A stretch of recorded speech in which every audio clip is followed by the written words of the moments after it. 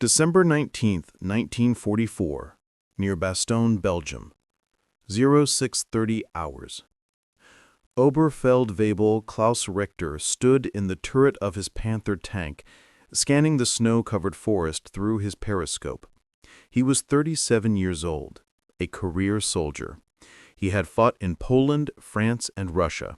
He had been decorated twice for valor and once for surviving unsurvivable circumstances. He knew tanks. He knew war. He knew what could kill him and what could not. The American positions were thin in this sector. He could see that immediately. The 101st Airborne was spread too far. Their lines stretched across territory they couldn't possibly hold. By noon, his company would break through. By evening, they would be 20 kilometers deeper into Belgium. He almost felt sorry for them. The weapon they didn't fear. May 1942, December 1943. The Bazooka had been in American service for nearly 3 years by the time Richter's Panther division entered the Ardennes. It was designed to be the answer to a German problem. After German tanks crushed French and British armor in 1940, American officers realized they needed an infantry anti-tank weapon, something portable, something that could be carried by a single man. They adapted a German design, the Panzerfaust principle, and created the M1 bazooka, a metal tube roughly 4 feet long, weighing 13 pounds, a shaped charge warhead on the end, operated by 2 men, an electrical system to ignite the propellant. In theory, it was elegant. In practice, it was a disaster. North Africa, 1942 to 1943. The failures. When American forces engaged German armor in North Africa, the bazooka teams learned a terrible lesson. Their weapon didn't work. The rockets were inaccurate, wobbling in flight, drifting on crosswinds. At distances over 100 yards, accuracy dropped to nearly zero. The warheads were worse. Shaped charge technology was still new. American engineers didn't fully understand the principles. The explosions often failed to detonate properly. When they did detonate, they sometimes failed to penetrate German armor, particularly the thick frontal plates of the Panther and Tiger tanks that would arrive later in the war. Tank commanders collected stories of near misses, bazookas that hit and bounced off, leaving barely a dent, rockets that detonated on the side of a tank and caused only superficial damage. One documented case, a bazooka round struck a Panzer III point blank and failed to penetrate. The psychological effect on the infantry was devastating. The Germans had armor that their supposed anti-tank weapon couldn't reliably harm. German Field Reports, 1943. Berlin received increasingly dismissive accounts from Africa. Hauptsturmswehr Ernst Kaltenbrunner, commanding a Panther platoon, wrote in an after-action report, "American infantry employ a tubular projectile weapon of dubious effectiveness. Multiple engagement instances recorded, no penetrations of frontal armor achieved. The weapon appears to be psychological in nature rather than tactical. Recommend no defensive measures against this threat." Tank crews joked about it. In crew rooms across Germany, soldiers laughed at the Americans for fielding such a pathetic weapon. The bazooka became a running joke, a toy, a propaganda tool designed to make the Americans think they had an answer when they didn't. German tank doctrine remained unchanged. The Panther was invulnerable to anything the Americans had. Laughter echoed through the ranks. The Engineer's Problem, 1943-1944. What Berlin didn't know was that a small group of American engineers had become obsessed with fixing the bazooka. They worked in obscurity. No headlines announced their work. No generals praised their efforts. But they understood a fundamental problem. If infantry couldn't stop tanks, infantry would die. Thousands would die. The entire tactical picture of modern warfare depended on infantry having a viable anti-tank weapon. So they worked. They studied shaped charge physics. They experimented with different explosive compositions. They tested warhead designs against captured German armor. They refined the electrical firing mechanism. They redesigned the rocket body to be more aerodynamically stable.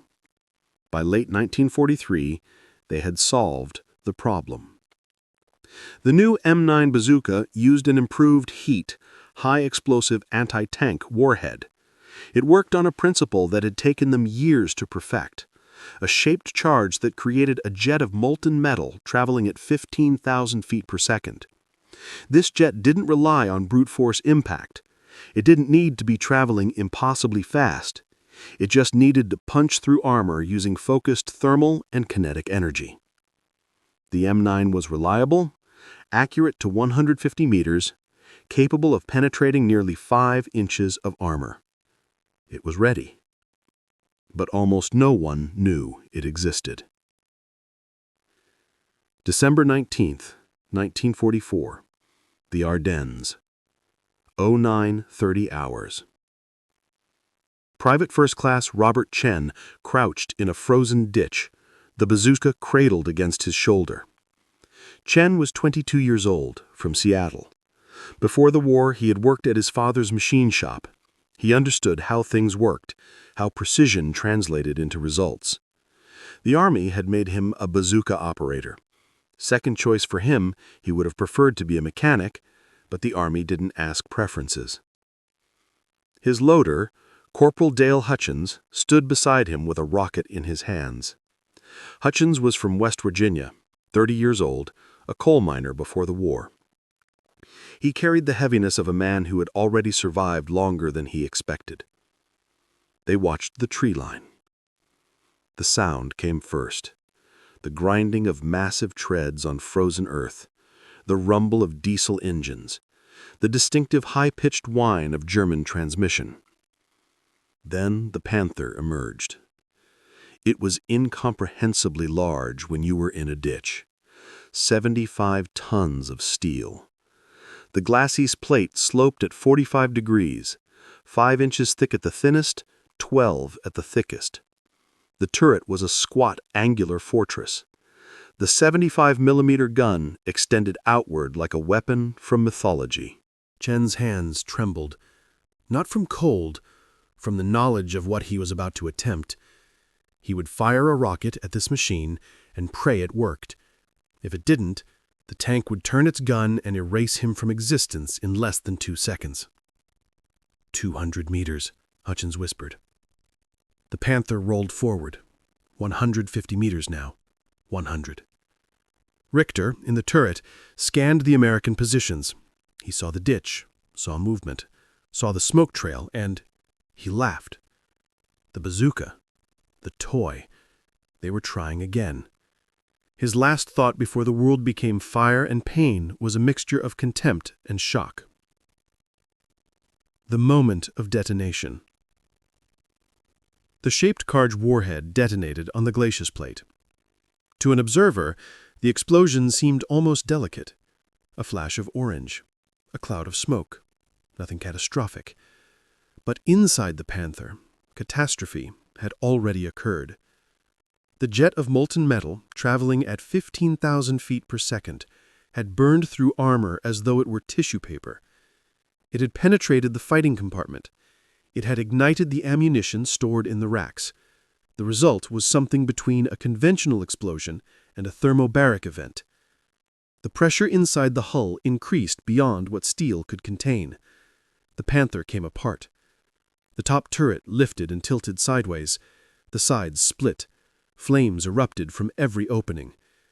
Inside, the crew, commander, gunner, loader, driver, converted to vapor in fractions of a second. They never had time to comprehend their death. The machine that was supposed to be invulnerable had been destroyed by a weapon they had dismissed as a toy. The ditch. 0932 hours. Chen and Hutchins were already running. The remaining 3 Panthers in Richter's company had halted. Their turrets were transversing, searching for the source of the attack. Machine gun fire stitched patterns through the snow. Chen and Hutchins didn't look back. They ran bent low, following a ravine they'd scouted the night before. Behind them, the destroyed Panther continued burning. The radio was still broadcasting. German voices, initially calm, then panicked, then silent. They made it to the secondary position, a crumble of stone wall 40 meters away. Behind it, 2 more Bazooka teams waited. Their job was to engage the remaining tanks if they advanced. The Panthers halted. For several minutes, nothing happened. The German crews were trying to understand what had occurred. How was that possible? The toy worked? German radio. 0933 hours.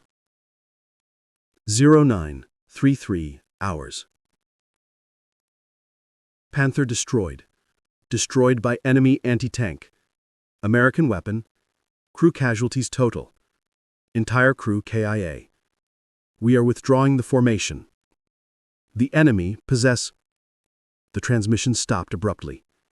A new voice. The company commander. Hauptsturmführer Weber. All panzers withdraw to secondary positions.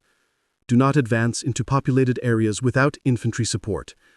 The American weapon is more effective than intelligence reports indicated.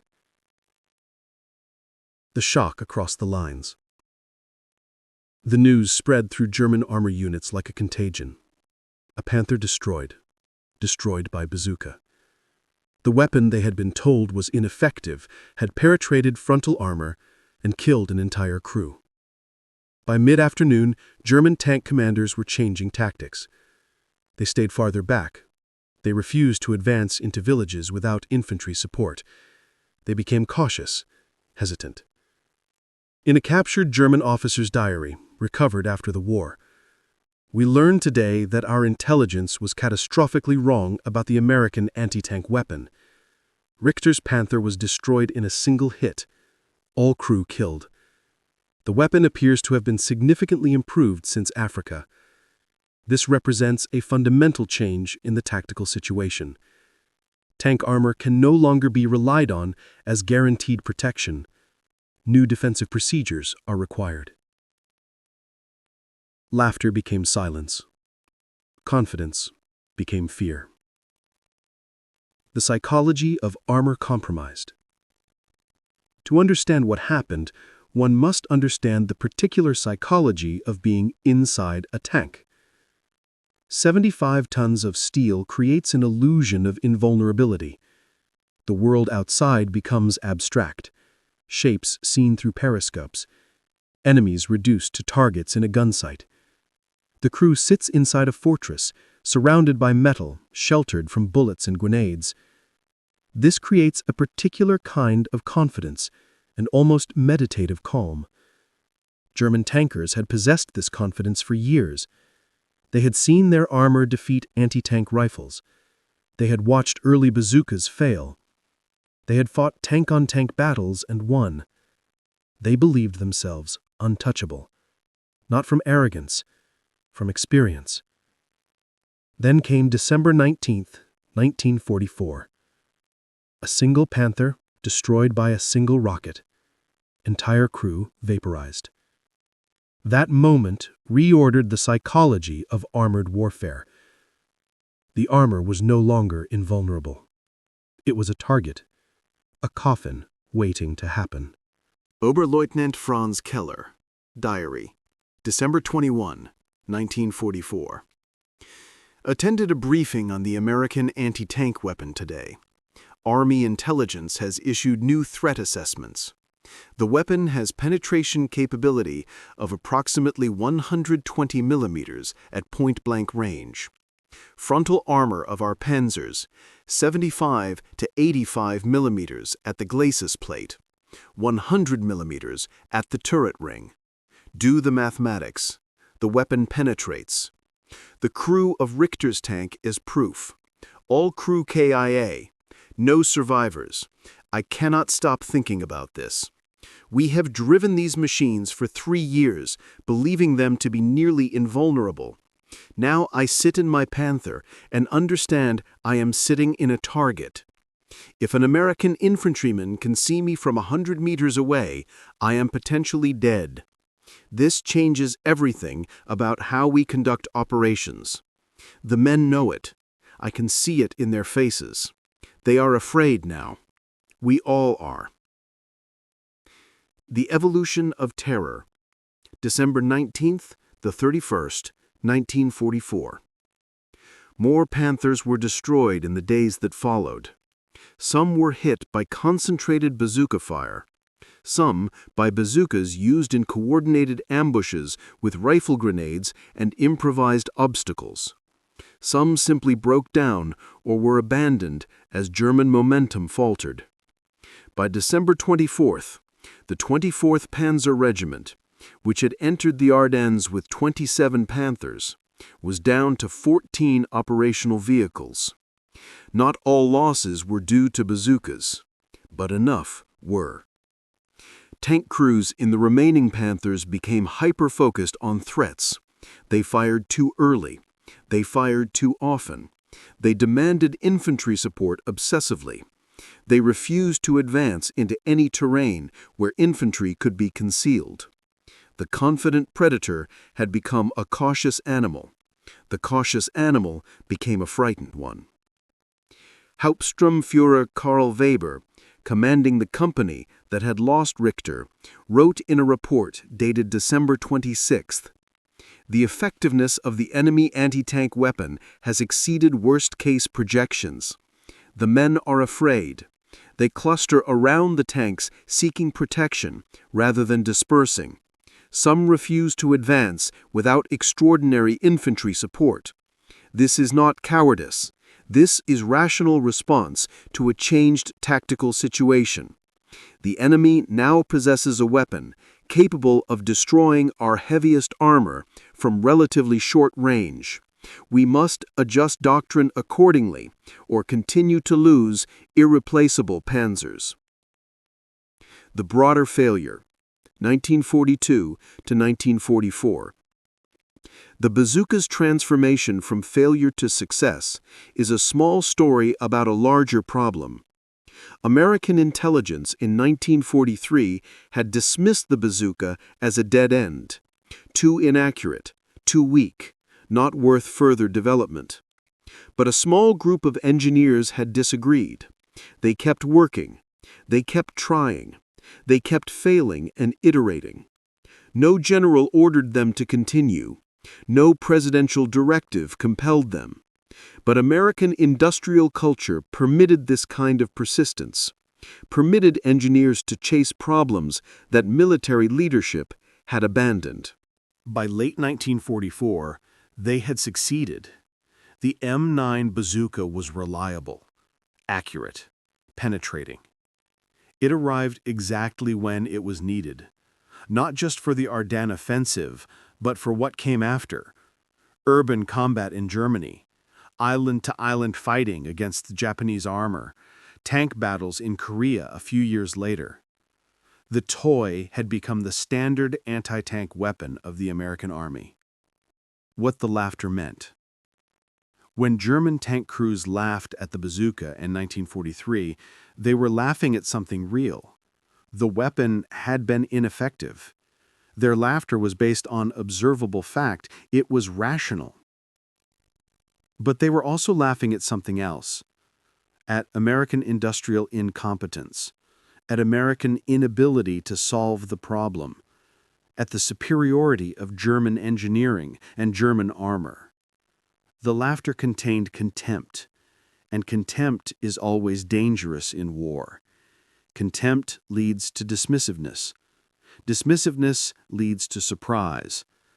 Surprise leads to dead crews in burning tanks. By the time German commanders realized they had been wrong, it was too late to change tactics in any meaningful way. The bazooka was already in the hands of hundreds of American infantry teams. Thousands of rockets had been produced. The problem that Germany thought was solved had actually just been postponed.